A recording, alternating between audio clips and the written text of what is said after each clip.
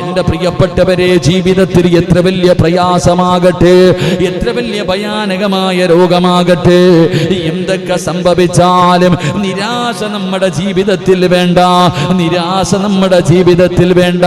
നമ്മുടെ അല്ലാഹുവിന്റെ കാരുണ്യത്തിൽ നിന്ന് വിദൂരമല്ല. അല്ലാഹുവിന്റെ വിശുദ്ധമായ ഖുർആൻ പറയുകയാണ്, നിരാശയാർക്കം നിറയുമോ, നിരാശയാർക്കം നിറയുമോ, വിശ്വാസിക്ക് നിരാശയില്ല. അല്ലാഹുവിന്റെ ഖുർആൻ പറയുന്നു, വല്ലദീന കഫറൂ ബിആയാതില്ലാഹി വലിഖാഇഹി ഉലൈക യഅസൂന മിർ റഹ്മതി വഉലൈക ലഹും അദാബുൻ അലീം. അല്ലാഹുവിന്റെ പരിശുദ്ധമായ ഖുർആൻ പറയുകയാണ്, അത് സത്യനിഷേധികളുടെ സ്വഭാവമാണ്. എന്റെ പ്രിയപ്പെട്ടവരെ, ഒരു മനുഷ്യനൊരു യഥാർത്ഥ വിശ്വാസിയുണ്ടല്ലോ, അവൻ അല്ലാഹുവിന്റെ കാരുണ്യത്തെ കുറിച്ച് അവൻ അറിഞ്ഞിരിക്കണം. അല്ലാഹു ആരാണ്, അല്ലാഹുവിന്റെ കാരുണ്യം എന്താണ്, ഒരു മനുഷ്യൻ അറിഞ്ഞിരിക്കണം.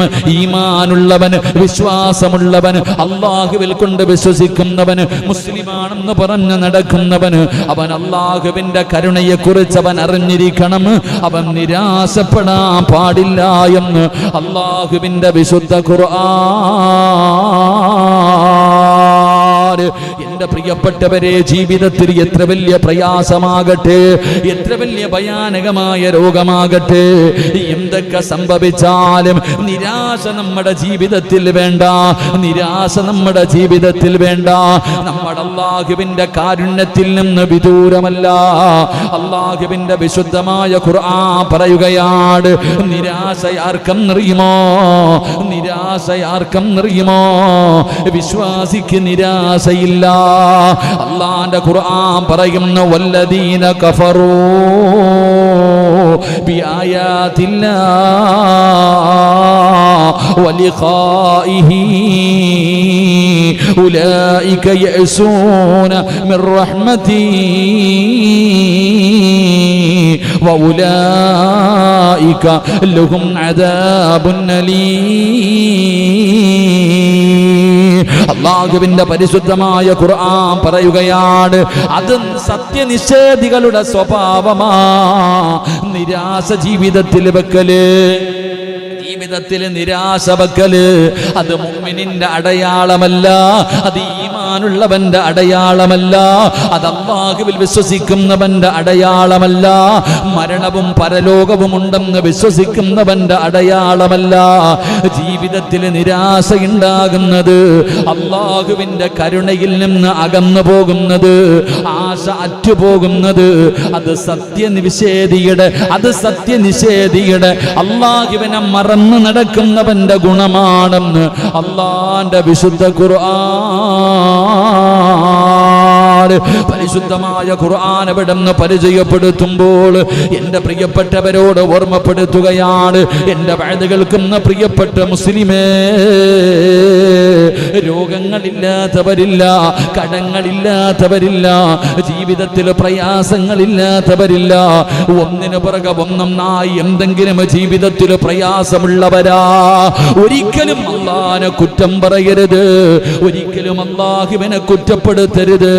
എന്റെ പ്രിയപ്പെട്ടവരെ, ജീവിതത്തിൽ എത്ര വലിയ പ്രയാസം വന്നാൽ, എത്ര ഭയാനകമായ പ്രതിസന്ധി വന്നാൽ, നിങ്ങൾ നിരാശരാകല്ലേ. വിവാഹം കഴിഞ്ഞ് 10 വർഷം 15 വർഷമായിട്ട് മക്കളില്ലാതെ കണ്ണുനീര് കുടിക്കുന്ന പെങ്ങള്, പടച്ചവരെ, ഒരുപാട് പേരുണ്ടല്ലോ 20 വർഷം 25 വർഷമായിട്ട് മക്കളില്ലാത്തവർ. പടച്ചവനെ, അവർ പറയുന്ന മറുപടി എന്തെന്നറിയുമോ? എല്ലാ മരുന്നുകളും കടിച്ചു, ഇംഗ്ലീഷ് മരുന്ന് കടിച്ചു, പച്ചമരുന്ന് കടിച്ചു, എല്ലാ മരുന്നുകളും കഴിച്ചവര് പറയുന്നത് എന്തെന്നറിയുമോ? പ്രായമായില്ലേ, ഇനി മക്കളുണ്ടാകില്ലല്ലോ. ജീവിതത്തിൽ നിരാശയാ, ജീവിതത്തിൽ നിരാശയാ. മക്കളില്ലാത്ത ദാമ്പത്യ ജീവിതം നയിക്കുന്നവർ, മക്കളില്ലാത്ത എൻ്റെ പ്രിയപ്പെട്ടവര്, നിങ്ങളുടെ ജീവിതത്തിൽ നിരാശ വരരുത്, നിരാശ വരരുത്. നിരാശ വന്നാൽ അല്ലാഹുവിന്റെ സഹായം അവിടെ നിന്ന് നഷ്ടപ്പെടുകയാ. ജീവിതത്തിൽ നിരാശ വന്നാൽ ഒരു മുസ്ലിമിന് നിരാശ പാടില്ല എന്ന് അള്ളാഹുവിൻ്റെ വിശുദ്ധ ഖുർആൻ. അള്ളാഹു ഈമാൻ നൽകുമാറാകട്ടെ, അള്ളാഹു ഈമാൻ നൽകുമാറാകട്ടെ. ഒരു മുസ്ലിമിന് നിരാശ ജീവിതത്തിൽ പാടുണ്ടോ? പാടില്ല. എന്തിനാ നമ്മൾ നിരാശപ്പെടേണ്ടത്? നമ്മൾ എന്തിനാ നിരാശപ്പെടേണ്ടത്? ഏതെങ്കിലും ഒരെണ്ണം പറ. നമ്മൾ എന്തിനാ ജീവിതത്തിൽ ലക്ഷങ്ങളുടെ കടം വന്ന നിരാശപ്പെടണോ? ആര് മാറ്റിത്തരും കടം? നിനക്ക് ജോലിയില്ലെങ്കിലും, നിനക്ക് കച്ചവടമില്ലെങ്കിലും, നിനക്ക് കുടുംബ സ്വത്തില്ലെങ്കിലും നിന്റെ കാര്യം അള്ളാഹു നോക്കാമെന്ന് അള്ളാഹു ഏറ്റെടുത്തിട്ടുണ്ട്. അള്ളാഹു നമുക്ക് ഈമാൻ നൽകുമാറാകട്ടെ. കല്യാണം കഴിച്ചു, 10 കൊല്ലമായി, 15 കൊല്ലമായി, എല്ലാ മരുന്നും കഴിച്ചു. കാസർഗോഡ് മുതൽ തിരുവനന്തപുരം വരെയുള്ള ഹോസ്പിറ്റലുകൾ മുഴുവനും കയറിയിറങ്ങി.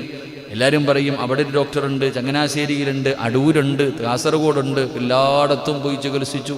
അത് കഴിഞ്ഞപ്പോൾ പറഞ്ഞു കൊടുങ്ങല്ലൂരുണ്ട്, പച്ചമരുന്നുണ്ട്, അതുണ്ട്, ഇതുണ്ട്. അവിടെ നടന്നു, ഹോമിയോ നോക്കി, എല്ലാം നോക്കി. അവസാനം എൻ്റെ പ്രിയപ്പെട്ട സഹോദരങ്ങളെ, ഇപ്പം അവർക്ക് തന്നെ മനസ്സിലറിയാം, ഇനി മരുന്നൊന്നും കഴിച്ചിട്ട് കാര്യമില്ല, ഇനി മക്കളൊന്നും ഉണ്ടാകില്ല. അള്ളാഹു കാക്കുമാറാകട്ടെ. ആദ്യം ജീവിതത്തിൽ മക്കളില്ലാത്തവർക്ക് വേണ്ട ഒന്നാമത്തെ പാട്, ജീവിതത്തിൽ നിന്ന് നിരാശ മാറണം. നിരാശ പാടില്ല. അള്ളാഹുവിൽ വിശ്വസിക്കുന്ന ഒരാൾക്ക് നിരാശ പാടില്ല. അത് അള്ളാഹുവിനെ വിശ്വസിക്കാത്തവൻ്റെ അടയാളം, അവൻ്റെ ഗുണമാണെന്ന് അള്ളാഹിൻ്റെ വിശുദ്ധ ഖുർആൻ. അള്ളാഹു കാത്തിരക്ഷിക്കുമാറാകട്ടെ. ഉസ്താദെ, ഒരുപാട് കൊല്ലമായി ഉസ്താദെ ഗൾഫിൽ കിടന്ന് കഷ്ടപ്പെടുന്നു, സർവ്വ ജോലിയും ചെയ്തു, വീടില്ല, വാടക വീട്ടില്ല. അള്ളാഹ് തരും, അള്ളാഹു വീട് തരും, ഇന്നല്ലെങ്കിൽ നാളെ. ജോലിയില്ലേ, അള്ളാഹു തരും. എൻ്റെ പ്രിയപ്പെട്ടവരെ, ഞാൻ നിങ്ങളോട് ചിന്തിക്കും, നമ്മൾ മനസ്സിലാക്കേണ്ട ഒരു കാര്യം, നമ്മൾ ജീവിതത്തിൽ എത്ര വലിയ പ്രയാസത്തിൻ്റെ നടുവിലാണെങ്കിലും, ജോലി ഉണ്ടെങ്കിലും ഇല്ലെങ്കിലും അള്ളാഹ് അന്നം തരുന്നില്ലേ നമുക്ക്? പട്ടിണി ഇടുന്നില്ലല്ലോ. നമ്മുടെ എത്ര പേരാ പട്ടിണി കിടക്കുന്ന? കൊറോണ വന്നിട്ട് എത്രയോ ദിവസം ജോലിക്ക് പോയില്ല, പട്ടിണി കിടന്ന് എത്ര പേരാ ഉള്ള ഈ കൂട്ടത്തിൽ? എന്താ നാസറണ്ണെ, എന്താ വയറിങ്ങിൻ്റെ മോനെ, പമ്പിങ്ങും വയറൊക്കെ എന്താ സജീവൻ, എന്താ നിങ്ങൾ സജീവൻ? ഷാജിക്ക, എത്രയാക്കാ? പായിപ്പാട് കിടന്നിട്ട് മൂന്നാറി വരെ പോയില്ലേ നിങ്ങൾ? എടാ, ജോലി ഉണ്ടോ ഇല്ലേ എന്നല്ല, കടയിൽ കച്ചവടം ഉണ്ടോ ഇല്ലേ എന്നല്ല, അള്ളാഹു നമുക്ക് റിസ്ക് തരുന്നുണ്ട്. റബ്ബ് നമ്മളെ പട്ടിണിക്കിടുന്നില്ല. നമ്മൾ എന്തിനാ പേടിക്കണേ? അതുകൊണ്ട് ജീവിതത്തിൽ നിരാശ പാടില്ല. ഈമാനുള്ളവൻ നിരാശ അവൻ്റെ ജീവിതത്തിലില്ല. ഈമാൻ ഇല്ലാത്തവനാണ് നിരാശ. അള്ളാഹു കാത്തിരക്ഷിക്കുമാറാകട്ടെ, അള്ളാഹു കാത്തിരക്ഷിക്കുമാറാകട്ടെ. ഒരിക്കലും നിരാശ ജീവിതത്തിൽ പാടില്ല. അതുകൊണ്ട് നാം പഠിക്കേണ്ടത്, അള്ളാഹുവിൻ്റെ പരിശുദ്ധമായ ഖുർആൻ പറയുന്ന ജീവിതത്തിൽ നിരാശ പാടില്ല. അത് അള്ളാഹുവിനെ മറന്ന് ജീവിക്കുന്നവർ, അള്ളാഹുവിനെ ധിക്കരിച്ച് ജീവിക്കുന്നവർക്ക് അവരുടെ സ്വഭാവമാണ്, അവരുടെ അടയാളമായിട്ടാണ് അള്ളാഹുവിൻ്റെ പരിശുദ്ധമായ ഖുർആൻ അവിടെന്ന് പറയുന്നത്. മഹാനായ ശൈഖ് ഇബ്നു ഖുദൈം റഹ്മഹുല്ലാ പറയുകയാണ്, അള്ളാഹുവിൻ്റെ കാരുണ്യത്തിൽ നിന്ന് നിരാശ വെക്കൽ വൻപാപങ്ങളിൽ പെട്ടതാ. ഇനി പടച്ചറബ് നമ്മളെ സഹായിക്കില്ലല്ലോ, അള്ളാഹു കൈവിട്ടല്ലോ, അള്ളാഹു കൈവിട്ടല്ലോ എന്ന് പറയുന്നവരെ,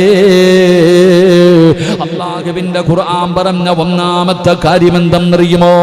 ഇനിയെങ്കിലും ഒരു ഇൽമു പഠിച്ചോ, ഇനിയെങ്കിലും ഒരു അറിവ് പഠിച്ചോ. ജീവിതത്തിൽ ഒരിക്കലും നിങ്ങൾ നിരാശ വെക്കരുത്. അള്ളാഹുവിന്റെ കാരുണ്യത്തിൽ നിന്ന് ഒരിക്കലും നിങ്ങൾ വിട്ടുപോകരുത്. അള്ളാഹു ഗഫൂറാ, അള്ളാഹു റഹീമാ. സൂറത്തുൽ ഫാത്തിഹ എടുത്തു നോക്ക്. അർ-റഹ്മാനിർ റഹീം. അല്ലാഹു കരുണയുള്ളവനാണെന്ന് ഖുർആൻ അവിടെന്ന് പറയുമ്പോ അല്ലാഹുവിന്റെ കരുണയിൽ നിന്ന് ആശ മുറിഞ്ഞു പോകൽ, അല്ലാഹുവേ, അത് സത്യനിഷേധികളുടെ സ്വഭാവമാ. 2 ചെറിയ പാപമല്ല, ചെറിയ പാപമല്ല, ചെറിയ പാപമല്ല, അത് വൻപാപങ്ങളിൽ പെട്ടതാ. അല്ലാഹുവേ, നീ ഞങ്ങൾക്ക് പുറത്തു തരണേ. അല്ലാഹു നമുക്ക് പുറത്തു തരുമാറാകട്ടെ. നിരാശ എന്ന് പറയുന്നത് അത് വൻപാപങ്ങളിൽ പെട്ടതാ. അള്ളാഹു കാക്കുമാറാകട്ടെ, അള്ളാഹു കാക്കുമാറാകട്ടെ. ഒരിക്കലും അള്ളാഹുവിൻ്റെ വിഷയത്തിൽ ആശ മുറിഞ്ഞു പോകരുത്. ഒരു വഴി അടഞ്ഞാൽ അടുത്ത വഴി തുറക്കും. അപ്പോൾ ചോദിക്കൂ, ഉസ്താദെ ഞാൻ പോകണ വഴിയെല്ലാം അടയ്ക്കല്ലേ? അടയ്ക്കട്ടെ, എന്നെങ്കിലും ഒരിക്കൽ തുറക്കും. അള്ളാഹു നമുക്ക് ഈമാൻ തരുമാറാകട്ടെ. ഒരു കയറ്റം കഴിഞ്ഞാൽ ഒരിറക്കമുണ്ടോ? ഒരു ദുഃഖം കഴിഞ്ഞാൽ ഒരു സന്തോഷമുണ്ട്. ഇന്ന മഅൽ ഉസ്രി യുസ്റ. അള്ളാഹിൻ്റെ ഖുർആൻ അവിടെ നിന്ന് പറയുന്നു, എല്ലാ പ്രയാസങ്ങൾക്കപ്പുറവും നമുക്കൊരു സന്തോഷമുണ്ട്. അള്ളാഹു നമുക്ക് സന്തോഷം നൽകുമാറാകട്ടെ. അതുകൊണ്ട് ഒരിക്കലും എന്ത് പാടില്ല, നിരാശ എന്ന് പറഞ്ഞാൽ എന്തേ ഉസ്താദെ ഒരു ഫ്രൂട്ട്സ് കട തുടങ്ങി, പായിപ്പാട് എത്രയോ പേർക്ക് ഫ്രൂട്ട്സ് കടയുണ്ട്, ഞാൻ മാത്രം ഇങ്ങനെ കച്ചവടം ഇല്ലെന്ന് പാടുണ്ടോ? ഇല്ല. ബേക്കറി ആണെങ്കിലും എന്ത് കടയാണെങ്കിലും മലയാളിമാരൊക്കെട്ടാ എന്ത് ചെരുപ്പ് കട ചെരുപ്പ് കടക്കാരിപ്പോൾ ഉണ്ട്. പിന്നെ സജിയണ്ണ ഓട്ടോ ഒക്കെ ഓടിക്കുക, വൈസ് പ്രസിഡന്റ് ആയിട്ട് ഇപ്പം നിങ്ങൾ അവിടെ ഇരിക്കുക. അപ്പം ഇവിടെ വന്നിരുന്നൂടെ? അള്ളാഹു തന്നതാണ് ഒരു പള്ളിയുടെ വൈസ് പ്രസിഡൻ്റായിട്ടിരിക്കാനുള്ള അർഹത. അപ്പം അവിടെ പോയിരിക്കണം നല്ലതല്ല. കയറി വന്ന് ഇവിടെ നിങ്ങളുടെ ഉത്തരവാദിത്തം കയറിക്ക് ഇനി പള്ളി കെട്ടാവുള്ളതാ. ബാ ഷാ അല്ലാ അൽഹംദുലില്ലാ. അവിടെ കയറി ഇങ്ങോട്ട് വാ ഷാ. പറഞ്ഞപ്പോൾ മുങ്ങ കസേരയൊക്കെ ഇവിടെ ഉണ്ട്, കയറിക്കോ ഇൻഷാ അല്ലാ. അള്ളാഹു നമുക്ക് ഈമാൻ നൽകി അനുഗ്രഹിക്കുമാറാകട്ടെ. എൻ്റെ പ്രിയപ്പെട്ട സഹോദരങ്ങൾ എല്ലാവരും പഴയതുപോലെ തന്നെ. എന്താ കമ്മിറ്റി, പുതിയ കമ്മിറ്റി കയറിയില്ലേ? പുതിയ കമ്മിറ്റിക്കാരൊക്കെ ഇൻഷാ അല്ലാ അൽഹംദുലില്ലാ. ഞാൻ ഇല്ലായിരുന്നു, സത്യപ്രതിജ്ഞ ഞാൻ ഇല്ലാതെ പോയി. ഇൻഷാ അല്ലാ ശരി, നല്ല രീതിയിൽ പരിപാലിക്കാൻ. നാളെ പരിചയപ്പെടുത്തലുണ്ടാവില്ലേ ജുമായ്ക്ക്? നാളെ ഉണ്ടാവണം എല്ലാം കേട്ടോ ഇൻഷാ അല്ലാ. കമ്മിറ്റിക്കാരൊക്കെ വൈസ് ഷാജിയെന്നെ നാളെ ജുമായ്ക്ക് ഉണ്ടാകണം എല്ലാവരും ഇൻഷാ അല്ലാ. ജുമാ നിസ്കാരം കഴിഞ്ഞിട്ട് പുതിയ കമ്മിറ്റി എല്ലാവരും ഒന്ന് എഴുന്നേറ്റ് നിന്നോണം ഇൻഷാ അല്ലാ. നാട്ടുകാരൊക്കെ ഒന്ന് കാണണം. അൽഹംദുലില്ലാ. വെള്ളിയാഴ്ചയാണ് സത്യത്തിൽ പ്രതിജ്ഞ ചെയ്യേണ്ടത് ജുമാ കഴിഞ്ഞിട്ട്. പിന്നെ നിങ്ങളത് നേരത്തെ നിങ്ങളുടെ നിയമാവലിയും മറ്റുള്ള കാര്യങ്ങളായതുകൊണ്ട് ഞാൻ ഒന്നും മിണ്ടുന്നില്ല. പക്ഷേ അടുത്ത വെള്ളിയാഴ്ച ഇൻഷാ അല്ലാ, ഈ വെള്ളിയാഴ്ച നാളെ ജുമായ്ക്ക് എല്ലാവരും ഇവിടെ ഉണ്ടാകണം. അൽഹംദുലില്ലാ. അള്ളാഹു ഈമാൻ നൽകുമാറാകട്ടെ. ഉണ്ടാകണ്ടേ? ഇൻഷാ അല്ലാ എല്ലാം നടപ്പിലാക്കുമല്ലോ, പിന്നെ ഇവിടെ പോകാനാ? നിങ്ങളെല്ലാവരും ഉണ്ടല്ലോ ഇവിടെയൊക്കെ തന്നെ. ഇൻഷാ അല്ലാ അൽഹംദുലില്ലാ. അപ്പോൾ നാളെ എല്ലാവരും ജുമായ്ക്ക് ഉണ്ട്. എൻ്റെ സജിയണ്ണ വേണ്ടേ? ഇൻഷാ അല്ലാ ജുമായ്ക്ക് എല്ലാവരും ഒന്ന് കാണണം, ഒന്ന് മുട്ടിടിക്കണം ഇൻഷാ അല്ലാ. അല്ലാടെ പള്ളി പരിപാലിക്കാൻ കയറുവാണ്, ഞാൻ നോക്കിക്കൊള്ളാം ഇൻഷാ അല്ലാ. എല്ലാത്തിനെയും വിളിച്ചു കേട്ടോ, പറയണേ. ഞാൻ ഇല്ലെങ്കിൽ നാളെ പൊക്കും, വിളിച്ചോണം. ഞാൻ ചോദിക്കും സെക്രട്ടറി എവിടെ, പ്രസിഡന്റ് എവിടെ എന്നൊക്കെ ഇൻഷാ അല്ലാ. അപ്പോൾ നാട്ടുകാരുടെ മുന്നിലാണ്, നോക്കിയോ. അള്ളാഹു ഈമാൻ നൽകുമാറാകട്ടെ. ഒക്കെ ഇപ്പോഴേ തുടങ്ങിക്കഴിഞ്ഞാൽ നാളെ പരലോകത്ത് ബുദ്ധിമുട്ടേണ്ടതാ. ഇവിടെയൊക്കെ വന്ന് ഈ കാര്യങ്ങളൊക്കെ ചെയ്ത് അൽഹംദുലില്ലാ ഞാൻ എൻ്റെ കാര്യങ്ങളൊക്കെ നോക്കും. പള്ളിയുടെ എല്ലാ പരിപാലനം ഞാൻ നോക്കിക്കൊള്ളാം. ഏത് കാര്യത്തിനും ഏത് രാത്രിയിൽ ഞാൻ റെഡി. പള്ളിയുടെ കാര്യമാണ്, കബറ് കൊട്ടണം, ഞാൻ വരാം ഇൻഷാ അല്ലാ. എന്ത് കാര്യത്തിനും അൽഹംദുലില്ലാ ഉണ്ടാകണം. നാളെ എല്ലാവരും ജുമായ്ക്കുണ്ടാകണം അൽഹംദുലില്ലാ. അള്ളാഹു ഈമാൻ നൽകുമാറാകട്ടെ. ഇവിടെ ജുമാ നിസ്കരിക്കാൻ വരണ്ടേ? ഇവിടെ പായിപ്പാട് പള്ളി മുസ്ലിം ജമാഅത്തിൻ്റെ പരിപാലന സമിതിയിലെ ഇവ ഉണ്ടോയെന്നറിയണ്ടേ ജുമാ നിസ്കരിക്കുക ഇവിടെ? അല്ലേ? ഇന്നമാ യഉമുറു മസാജിദ് അല്ലാ അല്ലേ മൻ ആമന ബില്ലാ വൽ യൗമിൽ ആഖിർ എന്താ വഖാമുസ്സലാ. എന്താ പറഞ്ഞേ? നിസ്കാരം. അപ്പം ഈ പള്ളിയിലുള്ളവൻ ഇവിടെ ഉണ്ടോ എന്ന് നോക്കട്ടെ ജുമാ നിസ്കരിക്കാൻ. വെള്ളിയാഴ്ച ദിവസമെങ്കിലും ജുമാ നിസ്കരിക്കാൻ ഇവിടെ ഉണ്ടോ എന്ന് അറിയണം. അപ്പം അൽഹംദുലില്ലാ നാളെ അറിയാം ആരൊക്കെ ഉണ്ടെന്ന് ഇൻഷാ അല്ലാ. അല്ലാഹു നൽകുമാറാകട്ടെ. നാളെ അറിയാം, ഒന്നാമത്തെ ജുമായ്ക്ക് തന്നെ ഉണ്ടോ എന്നുള്ളത് നാളെ അറിയാം ഇൻഷാ അല്ലാ. അല്ലാഹു ഈമാൻ കൊടുത്ത് അനുഗ്രഹിക്കുമാറാകട്ടെ. ഞാൻ വേറൊന്നും പറഞ്ഞല്ല കേട്ടോ, അവരൊക്കെ ഉണ്ട് ഇൻഷാ അല്ലാ. ശരി, എൻ്റെ പ്രിയപ്പെട്ട സഹോദരങ്ങളെ, ഞാൻ പറഞ്ഞു വന്നത് അള്ളാഹുവിൽ പ്രതീക്ഷ വെക്ക്. റബ്ബ് നമ്മളെ കൈവിടൂല. അള്ളാഹു ഈമാൻ നൽകുമാറാകട്ടെ. ഈ ഉറപ്പുണ്ടോ നിങ്ങളുടെ ജീവിതത്തിൽ? ഞാൻ എൻ്റെ ജീവിതം കൊണ്ട് പറയാ, എൻ്റെ സ്വന്തം ജീവിതം കൊണ്ട് ഞാൻ പറയുകയാ, അള്ളാഹുവിൽ പ്രതീക്ഷ വെച്ച റബ്ബ് കൈവിടൂല. ഒരിക്കലും അള്ളാഹു കൈവിടില്ല. ആ പടച്ച റബ്ബിൽ നിനക്ക് പ്രതീക്ഷയുണ്ടോ? വല്ലാഹി സത്യം, റബ്ബ് നമ്മളെ ഒരിക്കലും കൈവിടൂല. അള്ളാഹു ഈമാൻ നൽകി അനുഗ്രഹിക്കുമാറാകട്ടെ. നിരാശപ്പെട്ടാലോ പോയി. നിരാശപ്പെട്ട പിന്നെ പോയി റബ്ബിന്റെ സഹായം പിന്നെ ഇല്ല. പിന്നെ എത്ര നിലവിളിച്ചിട്ടും കാര്യമില്ല. പിന്നെ അള്ളാഹ് ഇത്തിരി കുടിപ്പിക്കും. ആ അള്ളാഹുവിലുള്ള ആ ഒരു പ്രതീക്ഷ നഷ്ടപ്പെട്ടു പോയാൽ പിന്നെ കുറച്ച് ബുദ്ധിമുട്ടേണ്ടി വരും. പിന്നെ അള്ളാഹ് ഇങ്ങനെ ഒന്ന് വിട്ടിട്ടേ വിടും. ഒന്നിങ്ങനെ വിടും. ഒന്ന് നല്ലതുപോലെ ഒന്ന് നമ്മളെ കുളിപ്പിക്കും. നല്ലതുപോലെ ഒന്ന് പ്രയാസപ്പെടുത്തും. ഒന്ന് കുടഞ്ഞു നോക്കിയിട്ടേ അള്ളാഹു നമ്മളെ സഹായിക്കൂ. അള്ളാഹു കാത്തിരക്ഷിക്കുമാറാകട്ടെ. അപ്പോൾ എൻ്റെ പ്രിയപ്പെട്ട സഹോദരങ്ങളെ, ഒന്നാമത്തെ കാര്യം അള്ളാഹുവിന് ഭയവും വേണം, അള്ളാഹുവിൽ പ്രതീക്ഷയും വേണം. ഒരാളുടെ ജീവിതത്തിൽ ഭയം കടന്നു വന്നാൽ തിന്മകൾ ചെയ്യുന്നതിൽ നിന്ന് അവൻ അകലാൻ കഴിയും. തിന്മകൾ ചെയ്യില്ലെന്നതിൽ അകലാൻ കഴിയും. ഒരാൾ അള്ളാഹുവിലേക്ക് അടുത്തു കഴിഞ്ഞാൽ അള്ളാഹു നമ്മളിലേക്ക് അടുക്കും. അല്ലാതെ മറ്റുള്ളവയെ ഭയന്നു കഴിഞ്ഞാൽ ഓടുന്നത് പോലെയല്ല, അള്ളാഹുവിനെ ഭയക്കും തോറും ഒരു മനുഷ്യൻ അള്ളാഹുവിലേക്ക് അടുക്കുമെന്ന് നബിയുനാ റസൂലുള്ളാഹി. രണ്ട് എൻ്റെ പ്രിയപ്പെട്ട സഹോദരങ്ങളെ, ജീവിതത്തിൽ നിരാശ പാടില്ല. അള്ളാഹു കരുണയുള്ളവനാ. എത്ര വലിയ പാപിക്കും അള്ളാഹു പുറത്തു കൊടുക്കും. എൻ്റെ പ്രിയപ്പെട്ട സഹോദരങ്ങളെ, ശിർക്ക് ചെയ്തവൻ അള്ളാഹു പുറത്തു കൊടുക്കില്ല. ഖുർആൻ പറയുന്നുണ്ട്, വൻപാപത്തിൽ പെട്ടതാണ് അള്ളാഹുവിനെ പങ്കു ചേർക്കുക, അള്ളാഹുവിന്റെ സ്ഥാനത്ത് മറ്റൊരാളെ കാണുക. ഈ ശിർക്ക് ചെയ്യുന്നത് വൻപാപമാ. എന്നിട്ടോ അള്ളാഹ് പറഞ്ഞെന്തെന്നറിയോ? ഞാൻ ഉദ്ദേശിക്കുന്നവർക്ക് ഞാൻ പുറത്തു കൊടുക്കും. അതാ അള്ളാഹിൻ്റെ കാരുണ്യമത. അള്ളാഹു നമ്മളെ കാക്കുമാറാകട്ടെ. മഹാനായി നബിയുനാ റസൂലുള്ളാഹി സ്വല്ലല്ലാഹു അലൈഹി വസല്ലമ തങ്ങൾ തൻ്റെ സ്വഹാബത്തിനോട് പറഞ്ഞു കൊടുക്കുകയാ, ഒരു യുദ്ധം നടക്കുന്ന രണാങ്കണത്തിൽ എൻ്റെ പ്രിയപ്പെട്ട സഹോദരങ്ങളെ, യുദ്ധം നടക്കുന്ന അവസ്ഥ പറയണ്ട. ലാത്തിചാർജൊക്കെ നടക്കുമ്പോൾ തന്നെ പോലീസ് വരുന്നു എന്ന് പറയുമ്പോൾ ഇവിടെ റോഡിൽ കൂടി നിൽക്കുക. പോലീസ് വരുന്നെന്ന് പറയുമ്പോഴത്തേക്ക് പിന്നെ കാണാറുണ്ടോ? മാസ്കും ഇല്ല, ഒന്നുമില്ല, ഓടുക വരുന്നെന്ന് പറയുമ്പോഴേ. അപ്പോൾ ഒരു യുദ്ധക്കളം നിങ്ങൾ ചിന്തിക്ക്. ഒരു യുദ്ധക്കളത്തിൽ യുദ്ധം നടക്കുമ്പോൾ ഒരു പ്രിയപ്പെട്ട മാതാവ് തൻ്റെ കുഞ്ഞിനെ തെരഞ്ഞ് നടക്കുക. തൻ്റെ കുട്ടിയെ കാണുന്നില്ല, നിലവിളിച്ചുകൊണ്ട് തൻ്റെ കുഞ്ഞിനെ തെരഞ്ഞുകൊണ്ടൊരു മാതാവ് ഇങ്ങനെ നടക്കുകയാ. ആ രംഗം കാണുമ്പോൾ അള്ളാഹുവിൻ്റെ പ്രവാചകൻ സല്ലല്ലാഹു അലൈഹി വസല്ലമ തങ്ങൾ സ്വഹാബത്തിനോട് പറഞ്ഞു, ആ കുഞ്ഞിനെ നിങ്ങൾ തെരഞ്ഞെടുക്ക്. ആ മാതാവ് തൻ്റെ കുഞ്ഞിനെ തെരഞ്ഞു നടക്കുന്നു, നിങ്ങൾ കണ്ടുപിടിക്ക്.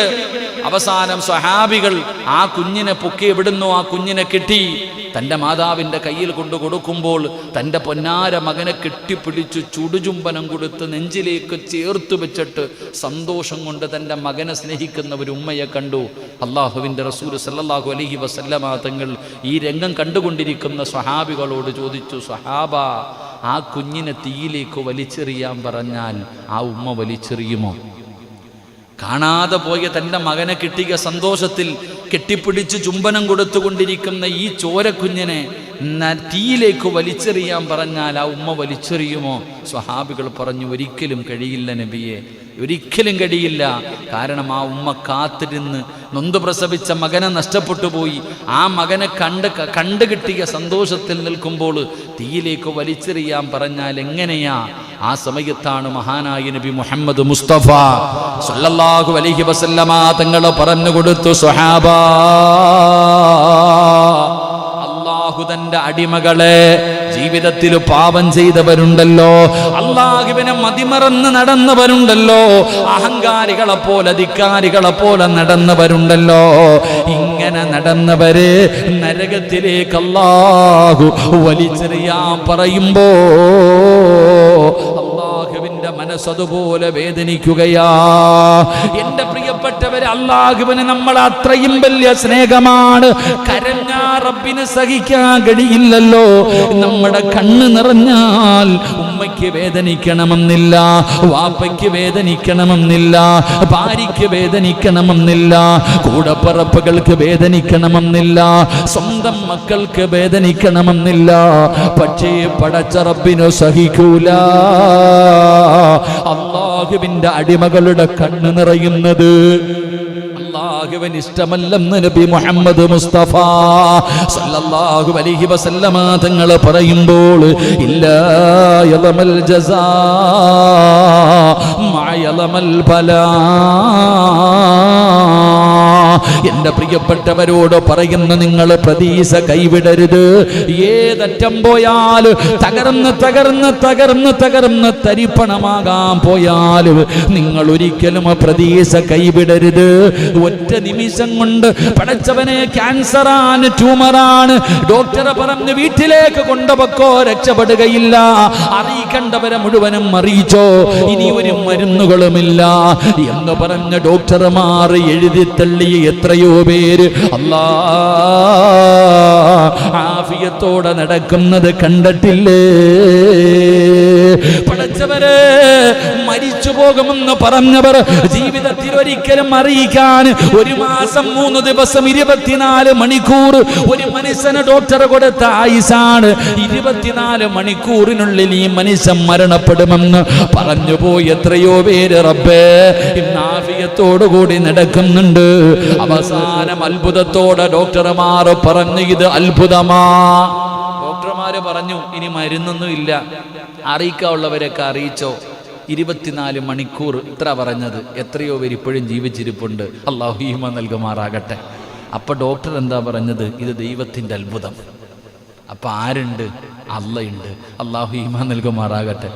എൻ്റെ പ്രിയപ്പെട്ട സഹോദരിയുടെ ഭർത്താവ് റഫീഖ് ഉസ്താദ്, ഇവർക്കൊക്കെ അറിയാം, വെന്റിലേറ്ററില്ല കൊല്ലം മെഡിസിറ്റിയിൽ. ഡോക്ടർമാർ എന്നെ എഴുതി തള്ളി തീർന്നെന്ന്. 48 മണിക്കൂർ പറഞ്ഞ ആളാ ഇപ്പോഴും വീട്ടിൽ ആഫിയത്തോടെ ഇരിപ്പുണ്ട്. അല്ലാഹു ദീർഘായുസ്സ് കൊടുക്കുമാറാകട്ടെ.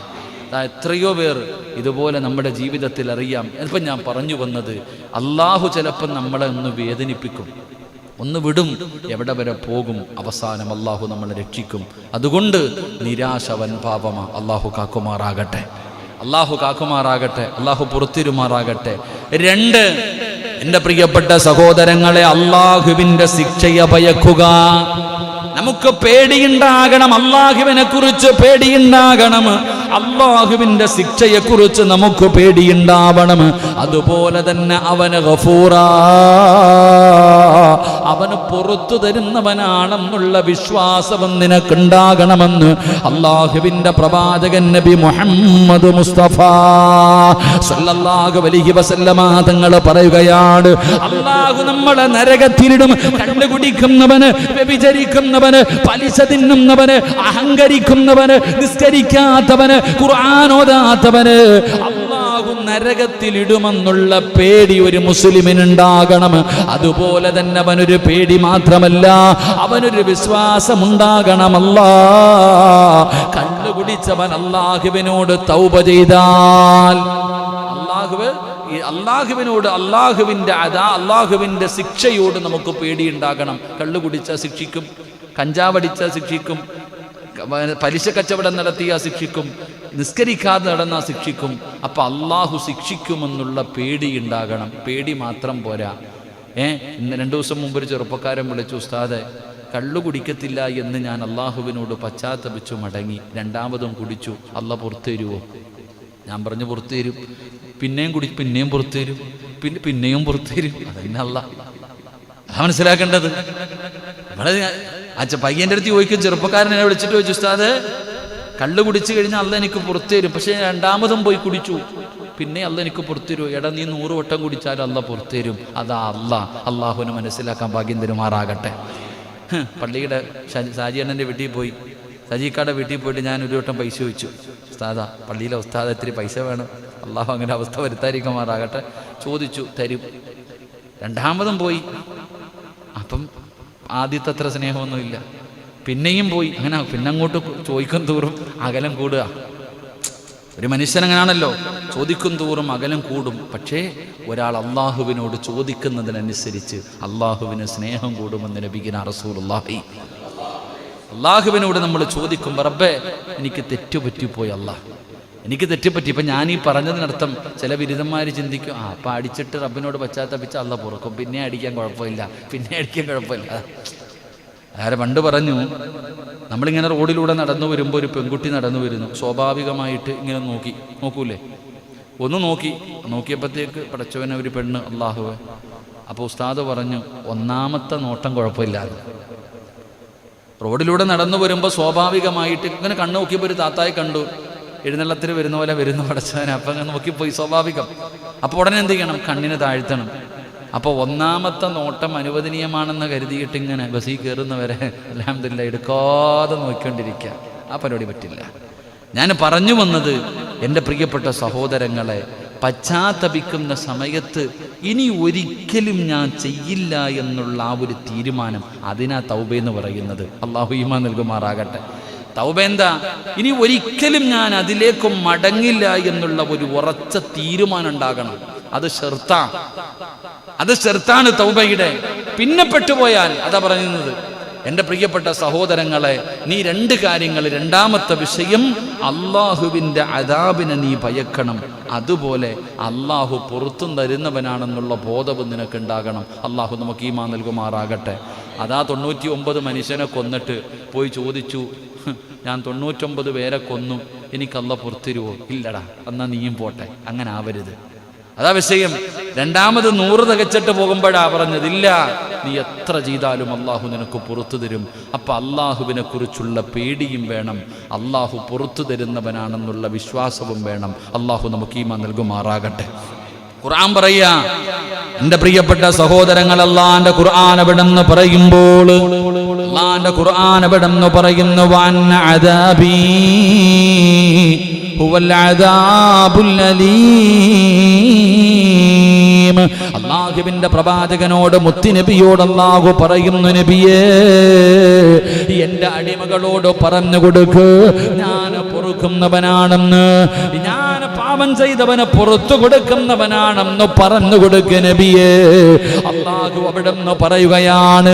എന്നിട്ട് പടച്ച റബ്ബ് അവസാനം പറയുകയാ, വേദനയേറിയ ശിക്ഷയൊന്നും എനിക്ക് അതാ, ഇന്ന അദാബി, വലിയ ശിക്ഷയും ഉണ്ടെന്നവന് പറഞ്ഞു കൊടുക്കാൻ പരിശുദ്ധമായ ഖുർആൻ എവിടെന്ന് പറയുമ്പോൾ, എന്റെ പ്രിയപ്പെട്ടവരെ, അല്ലാഹു പാപങ്ങൾ പുറത്തു തരുന്നവനാ. ആ പ്രതീക്ഷ നമ്മുടെ ജീവിതത്തിൽ വേണം. എന്തായാലും നനഞ്ഞു, ഇനി കുളിച്ചു കയറാം. ഒരു പഴഞ്ചൊല്ല, എന്തായാലും നനഞ്ഞു, ഇനിയിപ്പോ കുളിച്ചു കയറാം. അല്ലാഹു കാക്കുമാറാകട്ടെ. അങ്ങനാണോ? എന്തായാലും നാണം കെട്ടു, കുടിയനാണെന്ന് വീട്ടുകാർ, ഞാൻ വീടി വലിക്കുമെന്ന് വാപ്പായി പറഞ്ഞു, ഉമ്മായി പറഞ്ഞു, നാട്ടുകാർ പറഞ്ഞു, ഇനിയിപ്പോൾ വലിച്ചാലെന്ത് വലിച്ചില്ലെന്ത്. അങ്ങനല്ല എൻ്റെ പ്രിയപ്പെട്ട സഹോദരങ്ങളെ. പശ്ചാത്തപിച്ച് അല്ലാഹുവിലേക്ക് പശ്ചാത്തപിച്ച് മടങ്ങ്, അല്ലാഹു നിനക്ക് പുറത്തു തരും. അല്ലാഹു നമുക്ക് ഈമാൻ നൽകുമാറാകട്ടെ. അല്ലാഹുവിന്റെ ഖുർആൻ പറയുകയാണ്, അല്ലാഹുവിന്റെ പരിശുദ്ധമായ ഖുർആൻ പറയുന്നു, ഗാഫിറുദ് ദംബി വകാബിലുത് തൗബി ശദീദുൽ ഇഖാബ്. അല്ലാഹുവിന്റെ പരിശുദ്ധമായ ഖുർആൻ എവിടെന്ന് പറയുകയാണ്, പാപം പൊറുക്കുവാനും പശ്ചാത്താപം സ്വീകരിക്കുവാനും കഠിനമായി ശിക്ഷിക്കുവാനും അല്ലാഹുവിന് കഴിവുണ്ടെന്നുള്ള ബോധം നമുക്ക് ഓരോരുത്തർക്കും ഉണ്ടാകണം. അതുകൊണ്ട് പടച്ചവന് പാപങ്ങൾ പൊറുക്കുന്നവനാണ്. എൻ്റെ പ്രിയപ്പെട്ട സഹോദരങ്ങള്, ആ പാപങ്ങൾ പൊറുക്കുന്നവനാ. അതുകൊണ്ട് പശ്ചാത്തപിച്ച് മടങ്ങാതെ വീണ്ടും നീ തോന്നിവാസിയെ പോലെ ജീവിച്ചു കഴിഞ്ഞാൽ അല്ലാഹു നിന്നെ ശിക്ഷിക്കുമെന്ന് പരിശുദ്ധമായ ഖുർആൻ എവിടെന്ന് ഓർമ്മപ്പെടുത്തുമ്പോ, മഹാനായ പ്രവാചകൻ സല്ലല്ലാഹു അലൈഹി വസല്ലമ തങ്ങൾ പറയുകയാ, അതുകൊണ്ട് നിങ്ങൾ അല്ലാഹുവിന്റെ അദാബിനെ പേടിക്കണേ, നിങ്ങൾ അല്ലാഹുവിന്റെ അദാബിനെ പേടിക്കണേ. അതുപോലെ തന്നെ പടച്ച റബ്ബ് പാപങ്ങൾ പൊറുക്കുന്നവനാണെന്ന് നിങ്ങൾ വിശ്വസിക്കണേ എന്ന് അല്ലാഹുവിന്റെ പ്രവാചകൻ എവിടെന്ന് പറയുമ്പോ, എൻ്റെ പ്രിയപ്പെട്ട സഹോദരാ, അല്ലാഹുവേ, ജീവിതത്തിൽ പാപങ്ങൾ ഇങ്ങനെ അധികരിപ്പിച്ചുകൊണ്ട് നടക്കലല്ല, കള്ള് കുടിച്ചു കൊണ്ടിരിക്കുന്നവന് സ്ഥിരമായി കുടിക്കലല്ല, വ്യഭിചരിക്കുന്നവൻ അങ്ങനെ, പലിശ തിന്നുന്നവൻ അങ്ങനെ, നിസ്കാരം മുടക്കി നടക്കുന്നവൻ അങ്ങനെ. എൻ്റെ പ്രിയപ്പെട്ട സഹോദരങ്ങളെ, നമ്മൾ അങ്ങനാകാൻ പാടില്ല. ദിവസങ്ങൾ കഴിയും തോറും ആയുസ് ഇങ്ങനെ പൊടിഞ്ഞു പോവുകയാണ്. നമ്മൾ മരണത്തിലേക്ക് അടുത്തുകൊണ്ടിരിക്കുകയാണ്. അസ്റായിലിനെ കണ്ടുമുട്ടാനുള്ള സമയം ഇങ്ങനെ അതിക്രമിക്കുകയാണ്. അതുകൊണ്ട് എൻ്റെ പ്രിയപ്പെട്ടവരെ, മാറ്റം വരട്ടെ. പടച്ചവനെ, 30 35 40 45 50 55 എന്നിട്ടും നന്നാകാൻ തോന്നുന്നില്ലല്ലോ, ഒന്ന് നന്നാകണമെന്ന് തോന്നുന്നില്ലല്ലോ. പടച്ചവനെ, എത്രയോ പ്രായം കുറഞ്ഞവരുടെ മയ്യത്ത് നിസ്കരിച്ച വാപ്പാ,